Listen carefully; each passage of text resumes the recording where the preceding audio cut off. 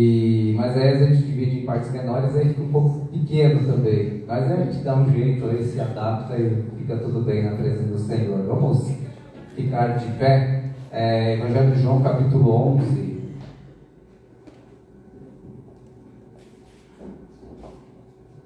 Evangelho segundo João, capítulo 11, nós vamos a partir do versículo 38.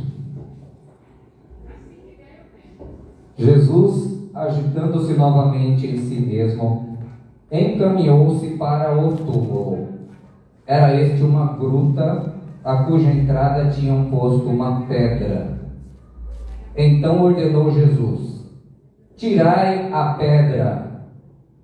Vamos dizer juntos essa pequena frase? Então ordenou Jesus: tirai a pedra. Disse-lhe Marta, irmã do morto.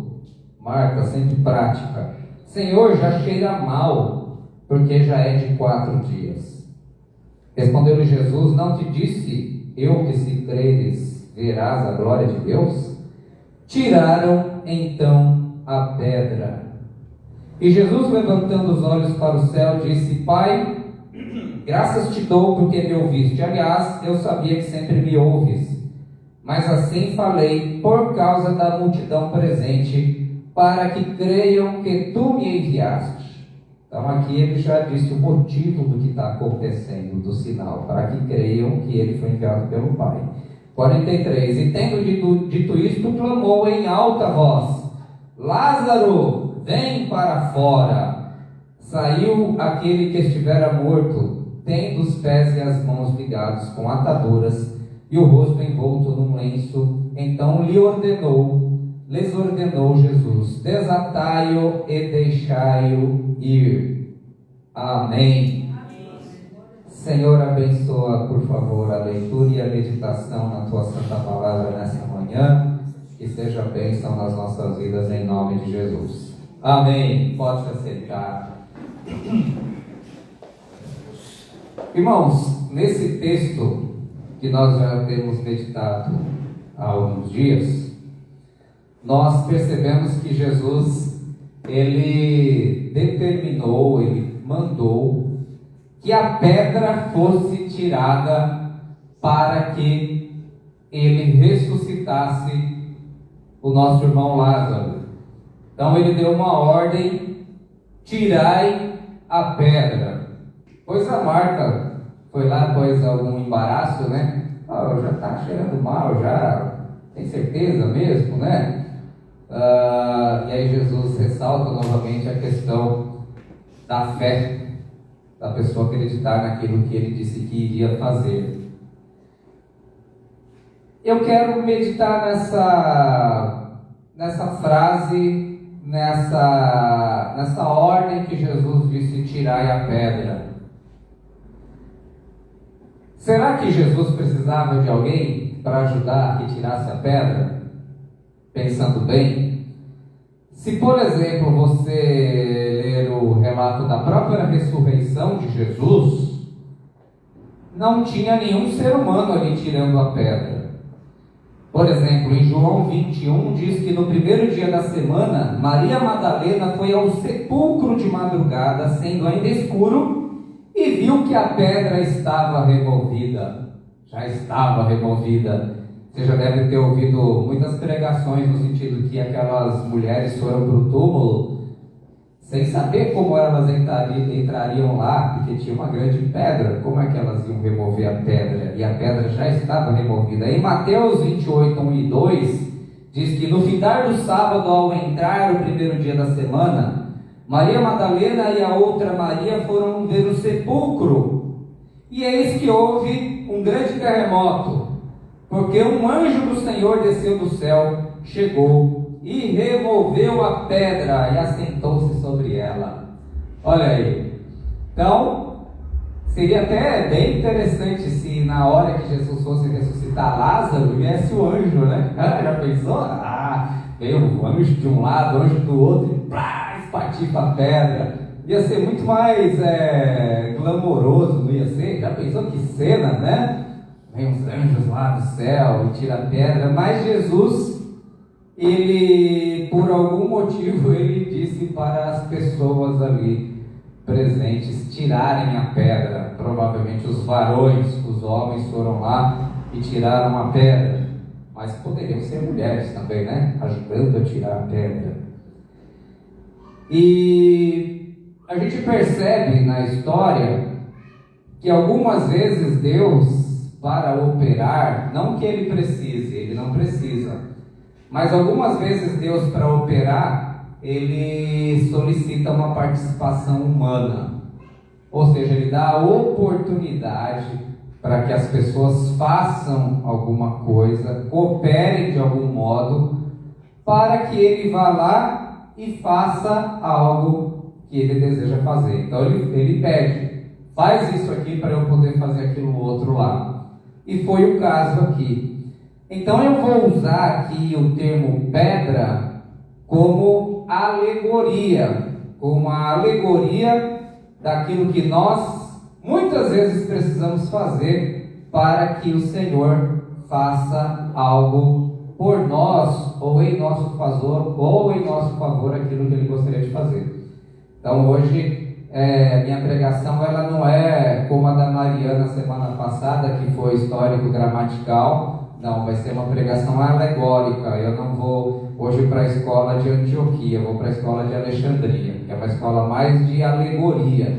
Geralmente protestante não gosta disso, mas hoje eu vou abusar da alegoria. Então, vou considerar que a pedra como aquilo que precisa ser feito por nós, ou precisou ser feito na história, pelo povo de Deus, para que Deus pudesse agir.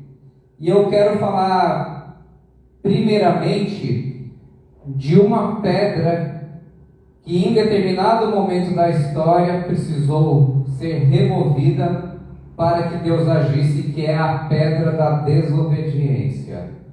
Os homens precisaram tirar a pedra da desobediência, a pedra novamente aqui num sentido alegórico, para que o Senhor precisasse agir. Eu vou para o texto de Josué capítulo 6 com os irmãos. Josué capítulo 6 tem uma história, eu não vou ler tudo obviamente, só vou deixar aberto aqui como apoio. Quando Josué ele estava conquistando a terra prometida, o primeiro lugar que eles entraram foi em Jericó.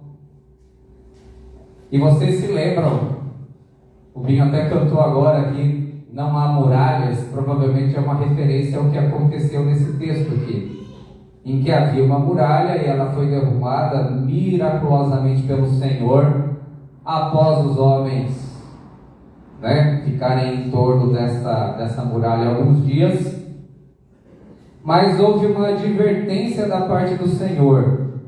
Lá no capítulo 6, no versículo 18, Deus disse assim: tão somente guardai-vos das coisas condenadas, para que, tendo-as vós condenado, não as tomeis, e assim torneis maldito o arraial de Israel, e o confundais. Então essa era uma ação de conquista. Aquela cidade estava sob o anátema divino, segundo a narrativa das Escrituras Sagradas, e eles não podiam pegar nada. Houve alguns momentos nas guerras de Israel que eles podiam pegar os bois, os animais, os utensílios, poderiam poupar algumas pessoas, escravizar outras. Então, a cultura, era o costume da época. Mas, especificamente, nessa ocasião, não podia pegar nada. Aí eles foram, conquistaram, salvaram a meretriz Raabe, que havia cooperado com os soldados israelenses, e ficou tudo ok. Mas depois eles foram batalhar com um povo muito mais fraco do que o de Jericó. Josué nem orou, né? Sabe quando chega aquele momento que você já nem ora mais, esse capeta é fraco, sai no meu nome mesmo, nem o nome de Jesus sai no meu nome, nem fala mais nada, só com sopro, né? Então os caras já estavam assim nessa confiança toda depois de vencer uma grande batalha, mas apanharam, tomaram um couro vergonhoso assim, sabe? Era como o time do Palmeiras que estava ganhando tudo. Vou jogar com esse timeco aí de Itaquera, vou vencer, vou arrebentar. Chega lá, olha, quase apanha ainda. Então, era até maior aqui o caso, a briga, a treta. E apanharam, tomaram um couro, morreram pessoas. E aí, descobriram, foram buscar a presença do Senhor. O Senhor revelou que uma pessoa havia desobedecido e pego alguma coisa lá, mas Deus não revelou no primeiro momento quem era.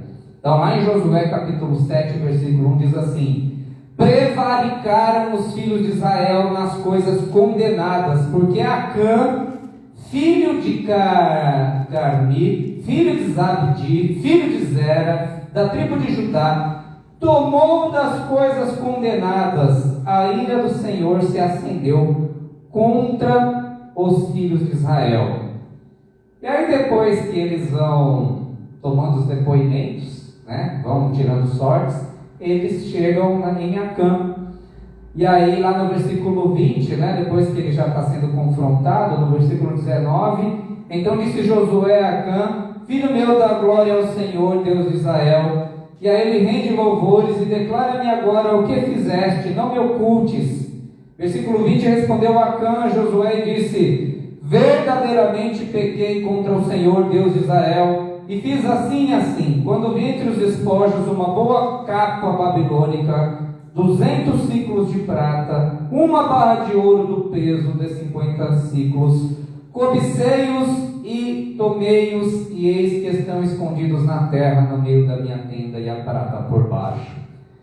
Depois Acã e aqueles que cooperaram com Acã, nem todos, viu? Porque depois lá na frente nós vamos ver que tem descendência dele ainda viva, então acho que nem todos tinham cooperado, ou posso estar confundindo aqui as histórias, não sei, porque em Israel cada um levava o pecado que tinha levado sobre si, né? Que tinha cometido. Eu não me recordo agora se é de Acã especificamente que eu estou falando ou de outra pessoa, enfim. Mas nós tivemos casos que diz as escrituras que a família foi exterminada, mas depois você vê que ainda tem descendente lá. Não me lembro se é o caso aqui agora.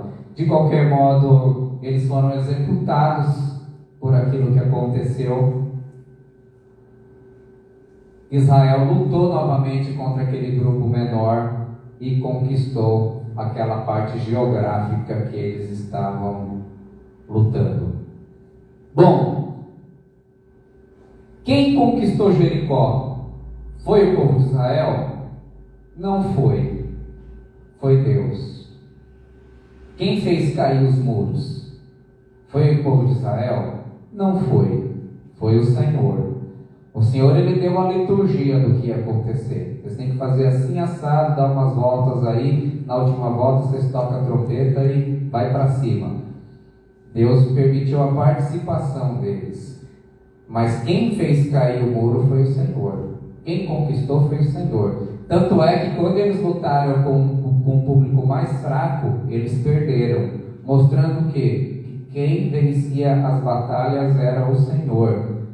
Mas o Senhor só o faria mediante uma obediência da parte de Israel. Como houve uma desobediência, eles deixaram de vencer uma batalha.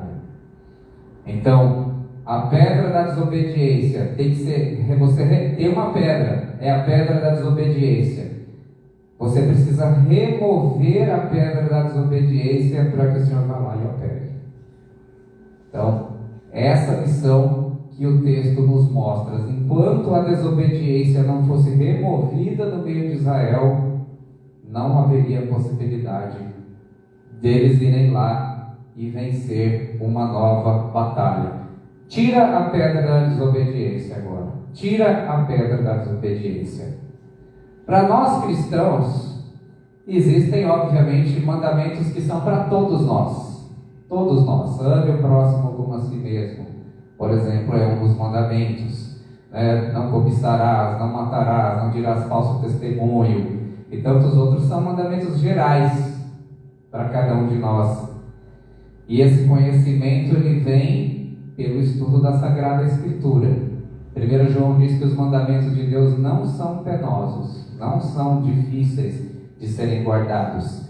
Mas existem outras coisas que são específicas para aquele momento entre o povo de Deus e o seu Deus. Aqui era uma questão específica. Esse povo aqui você não pode pegar despojo.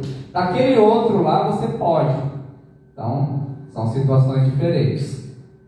Nas nossas vidas tem mandamentos gerais que nenhum de nós deve desobedecer. É geral, impessoal. Nenhum de nós deve desobedecer. Mas tem coisas que são específicas entre você e o seu Deus. E aí é o Senhor, é o Espírito Santo que vai falar ao seu coração o que você deve fazer, o que você deve falar, aonde você deve ir, como você deve proceder. E se você estiver desobedecendo, é essa pedra que você precisa remover para que o Senhor vá lá e faça aquilo que Ele deseja fazer na sua vida. Então, tem alguma pedra da desobediência no seu caminho? Tem? Não pode falar que a pedra é a sogra, não, viu, Antônio? Eu reclamando aí. Não pode falar que a pedra é algo, não é isso. Nem o marido, nem a esposa, nem o amigo chato do trabalho, nada disso. Não vai remover o chefe, viu? Não é isso não, mas é alguma desobediência, algum ato de desobediência. O Senhor nos diz que nós devemos remover. Remova a pedra da desobediência em nome de Jesus. Amém? Outra pedra que o povo de Israel precisou remover um dia nas nossas vidas, e a pregação hoje é temática, né? Remova a pedra. Foi a pedra da idolatria. A pedra da idolatria. Vou com vocês agora para o primeiro livro de Reis. Primeiro livro de Reis.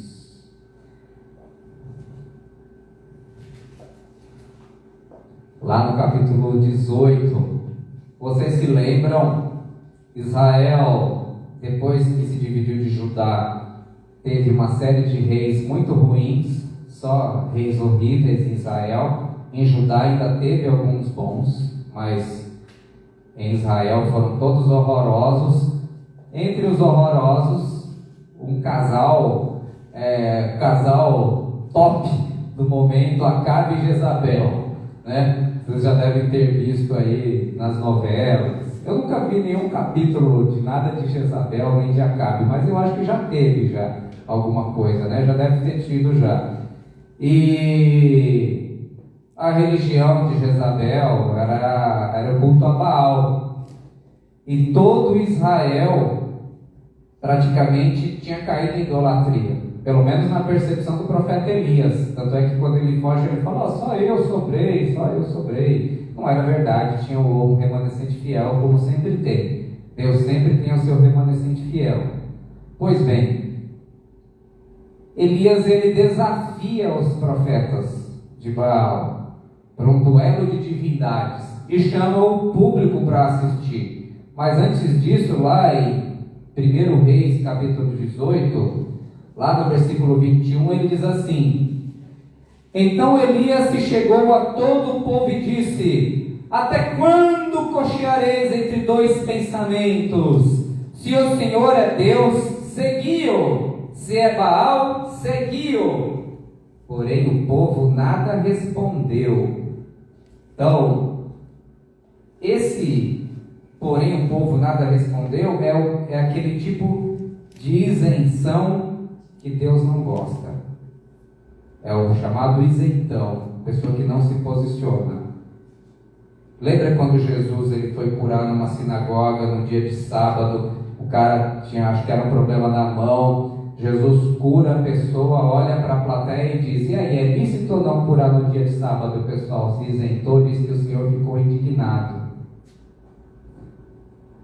E lá também, quando ele fala aos Laodicenses, fala dos mornos, dos do frio e do quente, mas que ele vomita os mornos. São os isentões. Ficar isento na hora que não é para ser, não causa prazer no coração do nosso Deus. Aqui é o tipo de isenção criminosa, quando você sabe que você deve se posicionar e você se cala. Isso é errado. A isenção não é algo apreciável. Em alguns momentos, sim. E aí você vai ter que saber discernir. Né? Então, quando você vê a discussão entre marido e mulher, é melhor não se meter. Espera ser chamado no negócio, né? Tem algumas coisas que realmente você não tem que se intrometer. Mas há alguns momentos que o Senhor pede uma posição. Então aqui a gente já podia falar, tirar a pedra da isenção. Tirar a pedra da isenção criminosa. Mas a questão maior aqui do quadro é a idolatria. O povo ficou quieto. E aí os profetas de Baal fizeram todo o seu ritual lá, se cortaram, gritaram, né? Uma gritaria só, um culto pentecostal, né? Baal, Baal, Baal, gritando lá. Não acontecia nada, não aconteceu nada. Elias ainda tirou um barato deles. Falem mais alto, quem sabe ele não está dormindo ou ocupado com alguma coisa. E não aconteceu nada. Mas aí o que Elias faz? Aí chega a vez de Elias. Lá no capítulo 18, no versículo 30, diz assim: Então Elias disse a todo o povo: Chegai-vos a mim. E todo o povo se achegou a ele. Elias restaurou o altar do Senhor que estava em ruínas. Vamos ler juntos essa frase? Elias restaurou o altar do Senhor que estava em ruínas. Aí ele restaura o altar, tem todos os detalhes aqui da restauração do altar. Depois ele põe os animais, manda jogar água em cima deles e tal. Deus vai e manda fogo do céu. Então, olha só a lição, a alegoria aqui, né? O que cabe a você? Restaurar o altar. O que cabe a Deus? Mandar fogo do céu. Então, ele reconquista uma terra. O altar estava em ruínas. Estava em ruínas por quê? Por causa da idolatria do povo de Israel.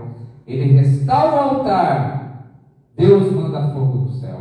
Restaure o altar, Deus manda fogo do céu. Restaurar o altar é algo que cabe ao homem, ao ser humano. Mandar fogo do céu é algo que cabe a Deus. Eu sei que hoje nós não vamos mais cair naquele tipo de idolatria como essa, né? Aquela idolatria crassa assim, de repente vou chegar lá na casa da família Souto, tem um ídolo lá grandão, não tem lá, né? E a irmã Maura lá, cobre o ídolo aí que o pastor chegou. Não vai ter, não vai ter algo assim, não vai nem na minha casa, nem na casa de ninguém aqui. Não vai ter, provavelmente não vai ter. Mas a gente pode ter aquelas idolatrias recorrentes da vida, onde a gente sacrifica muitas vezes o nosso tempo e a nossa moral. Precioso da vida. Todo mundo em casa tem um altarzinho que tem um aparelho assim retangular. Você deve ter, bem no centro da sua sala, você deve ter um desse. Daí, toda família tem, né? Os primeiros evangélicos pentecostais, eles proibiam ter, né? Tanto é que o cara colocava dentro do armário do quarto dele, né? Quando os irmãos iam, eles fechavam a porta. Depois, o pessoal sempre tem um jeito de burlar a jurisprudência, né? Bom, ali naquele altar, você pode às vezes sacrificar muito tempo da sua vida, não é? Aí você pode passar horas. Eu, de vez em quando, faço isso. Quem aqui nunca maratonou uma série? Eu. Nunca maratonou uma série. Uma irmã santa. Glória a Deus por isso. Mas nós podemos acabar fazendo isso. Eu também não estou dizendo que é absolutamente errado um feriado você sentar lá e assistir esportes. Não é. Não vamos proibir aqui a televisão. Mas pode acontecer muitas vezes de você ficar, se isso é recorrente, imagine se você fica todo dia na frente de uma TV durante 2 ou 3 horas, todos os dias. Imagine se você pegasse meia hora do seu dia, se você fica vendo televisão, e fizesse um curso online de inglês, por exemplo, né? Eu faço cursos do meu trabalho, lá do EJUS, gastando 30 minutos por dia. Quando você vê, já foram 12 horas. Quando você vê, você já ganhou um certificado. Quando você junta um tanto de certificado, você ganha um aumento do salário, por exemplo, né? Então, quanta coisa dá para fazer? Mas você precisa o quê? Parar, entre aspas, aqui, a idolatria. Isso quando não é só o sacrifício do seu tempo, mas o sacrifício da sua moral. Quando às vezes o que te chama ali são coisas que talvez não agradem o Espírito Santo do Senhor. Então precisa ter esse filtro.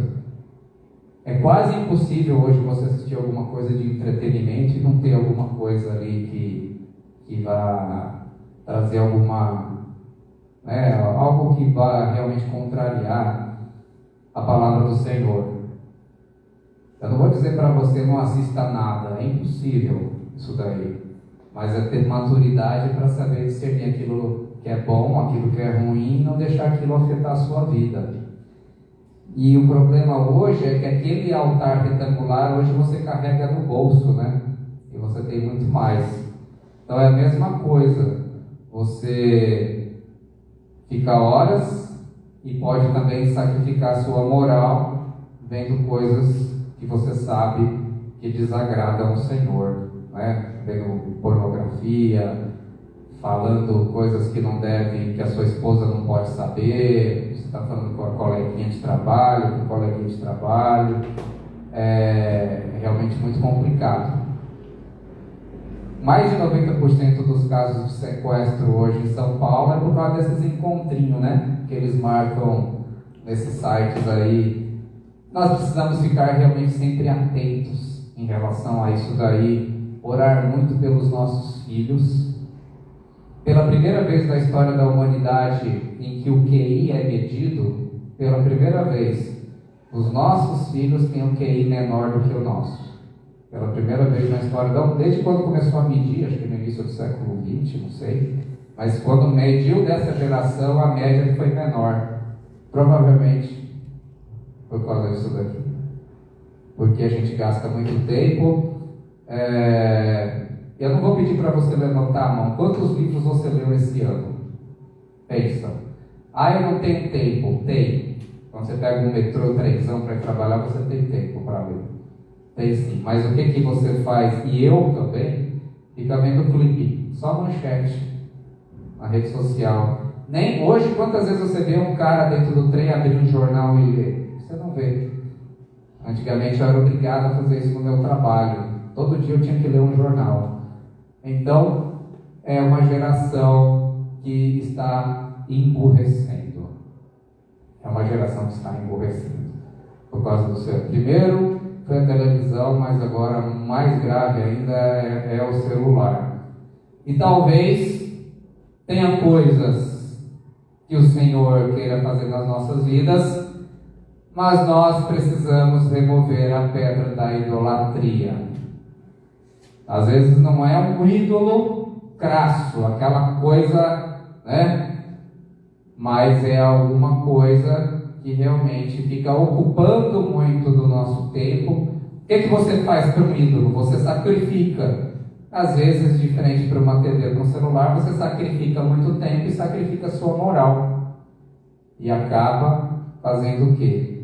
Talvez algo que o Senhor queira fazer na minha e na sua vida esteja dependendo da remoção dessas coisas que atrapalham a ação dele, e ele pede a você que você tire, para que ele possa agir na sua vida, em nome de Jesus. Amém? Amém? Que Deus nos ajude, né? Que Deus nos ajude a buscarmos essa perfeição na presença dele, em nome de Jesus. Bom, outra pedra que o Senhor não vou conseguir falar de todas as pedras, né? Mas vou falar de mais uma, que é a pedra do nosso orgulho, a pedra do orgulho. E aí eu vou agora com vocês para o segundo livro de Reis, capítulo 5. O bom da mensagem temática, Mariana, é que dá para passear na Bíblia. É uma diferença da mensagem temática para que na expositiva você aprofunda no texto, né? Aquele texto. Na temática você faz um panorama dentro do tema.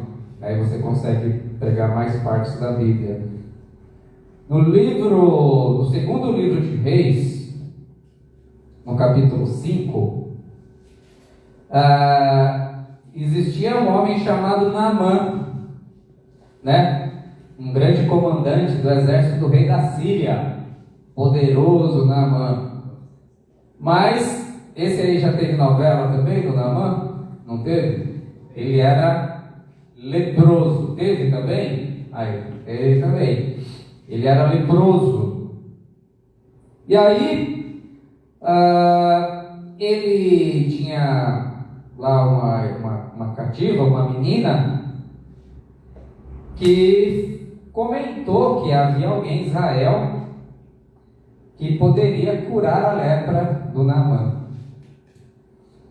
Aí, o Naamã, ele deu ouvidos, ele foi para o local, ele mandou uma mensagem falando para o rei, né, que estava indo lá para ser curado da lepra. O rei rasgou as vestes dele e falou: esse cara pensa que eu sou o quê? Que eu sou Deus para curar ele da lepra? Ele já ficou desesperado, falou: pô, se ele vier aqui eu não curar ele, vai querer me matar, né? Quem ele pensa que eu sou? Aí Eliseu, que era discípulo de Elias, ele soube, né, que o cara estava indo, soube que o rei tinha rasgado as vestes, falou: manda o cara vir aí, ele verá se não tem profeta em Israel.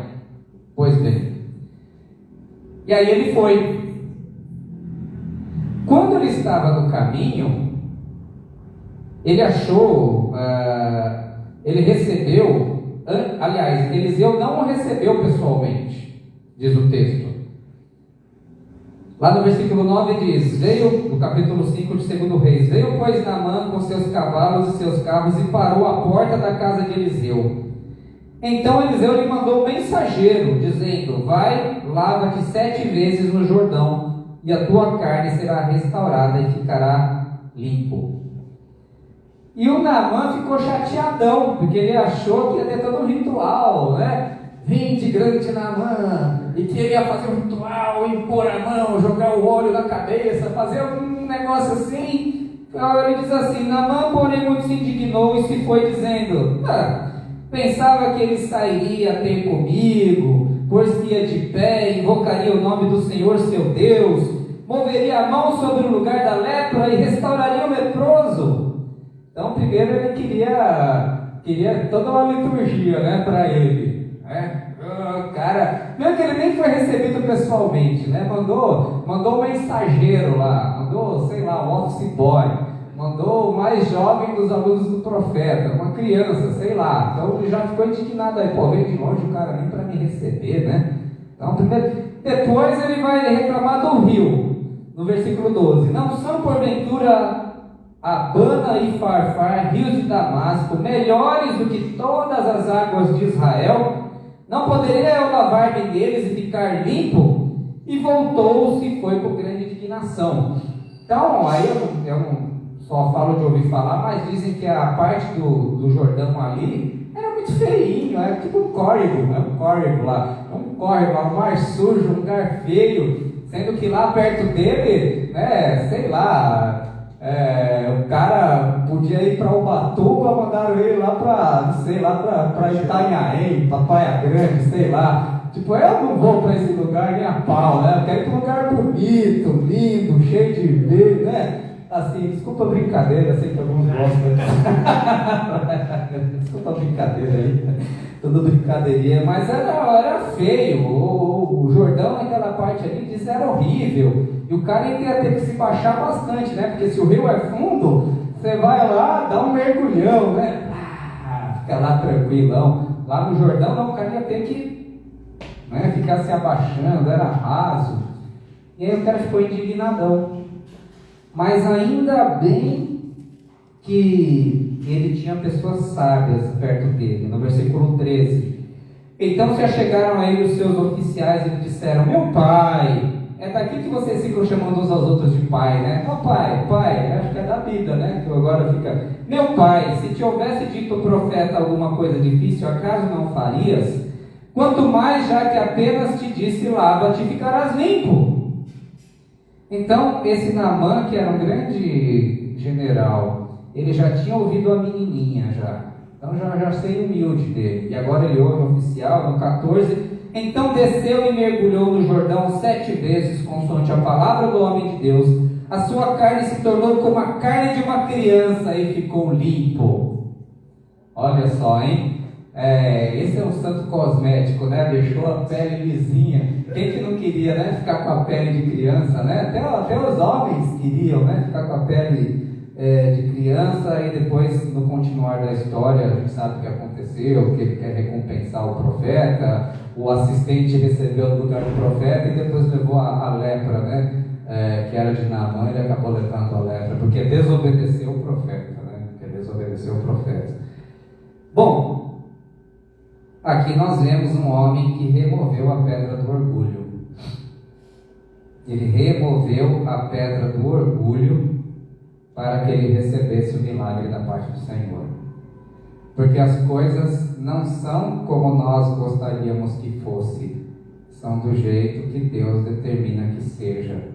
Se ele disse 7 mergulhos no Rio Jordão, é no Rio Jordão, não é em outro rio, é lá no Rio Jordão. É lá que você vai ter que se abaixar, provavelmente na frente de outras pessoas de Israel, olhando, passando vergonha, não sei. É lá que ele mandou ir, é lá que o Naamã tinha que ir e mergulhar. Tem uma história que eu acho muito bonita, que está em João também. Eu vou lá para João, estou voltando para João capítulo 13. Lá no João capítulo 13. Provavelmente a gente vai falar ainda sobre esse texto futuramente, mas é mais uma ocasião em que o orgulho precisou ser removido também. É o orgulho travestido de falsa humildade. Quando Jesus disse que ia lavar o pé de todo mundo, e aí o Pedro, ele fala que o pé dele nunca ia ser lavado. Então, aparentemente é uma frase humilde. Parece humilde. O meu pé não, você não vai lavar. Eu receber ajuda de você? Não quero, não precisa, não se incomode em me ajudar, por favor. Não precisa saber que eu estou passando por uma dificuldade de me ajudar. Parece humilde, mas olha o que acontece aqui, né? Aproximou-se, João 13,6, aproximou-se, pois, de Simão Pedro, então lhe disse: Senhor, tu me lavas os pés a mim? Respondeu-lhe Jesus: o que faço agora, não sabes agora, compreendê-lo-ás depois. Disse-lhe Pedro: nunca me lavarás os pés. Respondeu-lhe Jesus: se eu não te lavar os pés, não tem parte comigo. Aí Pedro: então tá bom, então dá um banho completo. Ei, Pedro exagerado, não precisa, é só o pé, não precisa ser banho completo, porque minha palavra já tem te lavado já. Então Pedro remove a pedra do orgulho e Deus age lavando os pés dele. Olha só que legal. Você é uma pessoa orgulhosa? Talvez haja situações na sua vida em que você precise remover o orgulho. Talvez precise se humilhar, talvez procurar alguém que fechou a cara para você, talvez buscar a reconciliação mesmo com aquela pessoa que você sabe que está errada. Enfim, é uma situação entre você e o Senhor. Mas, em algum momento, o povo de Deus, ou alguém que foi atingido pela graça do Senhor, precisou remover a pedra do orgulho para que Deus pudesse agir. Naamã removeu a pedra do orgulho, mergulhou no Jordão, Deus o curou. Pedro removeu a pedra do orgulho, Jesus foi lá e lavou os seus pés. Olha que coisa, hein? O Rei dos Reis, o Senhor dos Senhores, o Criador do universo, Deus Todo-Poderoso, aquele que fez tantos sinais e maravilhas, foi lá e lavou o pé de Pedro.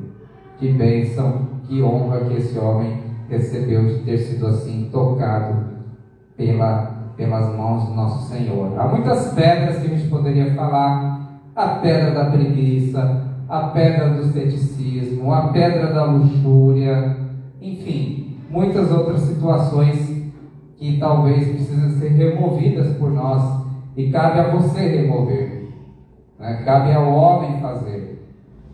Coube aos homens removerem a pedra para que Jesus chamasse Lázaro para fora. Precisava? Não precisava. Ele podia ter mandado o anjo? Poderia. Ele pode fazer? Pode.